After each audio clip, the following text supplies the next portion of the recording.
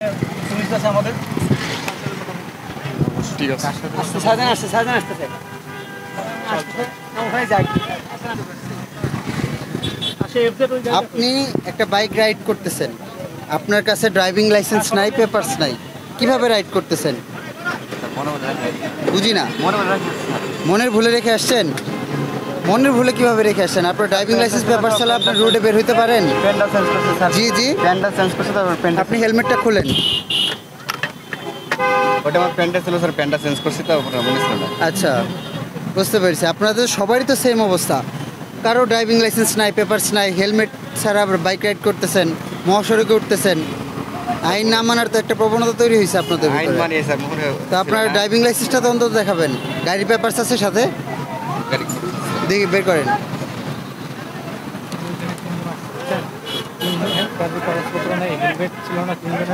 আচ্ছা, যখন তাদের কাগজ আপডেট হবে তখন তারা গাড়িগুলো ছাড়াই নিয়ে আসবে এবং নির্দিষ্ট জরিমানা প্রদান করে। এছাড়া কোনো আমাদের কাছে কোনো অপশন নেই, সবগুলো গাড়ি থানায় চলে যাবে। আর যাদের যাদের কাগজপত্র আছে তাদেরকে আমরা এখন প্রসিকিউশনের ব্যবস্থা করব। যে ভদ্রলোকের গাড়ি পেপারস এখন বের করছে, ওনার কাছে ড্রাইভিং লাইসেন্স নাই, সুতরাং ওনার ড্রাইভিং লাইসেন্সের প্রসিকিউশনটা হবে।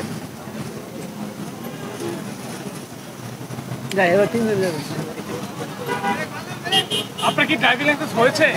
জি, হেলমেটটা একটু উঠান। ড্রাইভিং লাইসেন্সটা কি বাসায় রেখে এসেছেন? জি জি।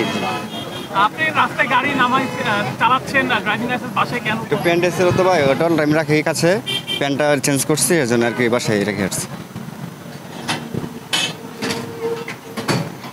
ড্রাইভিং লাইসেন্স একজন ড্রাইভারের জি স্যার, গুরুত্বপূর্ণ জিনিস, যেটা ছাড়া আমরা বাইক রাইড করার কল্পনাই করতে পারি না।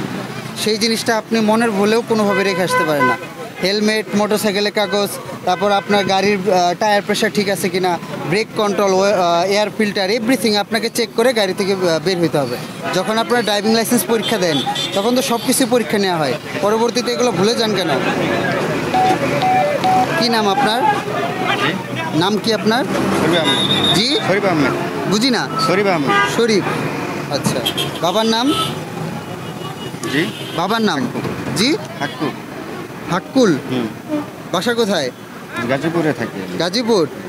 একটু জোরে কথা বলে ভালো হয়। গাজীপুর। ফোন নাম্বারটা বলেন।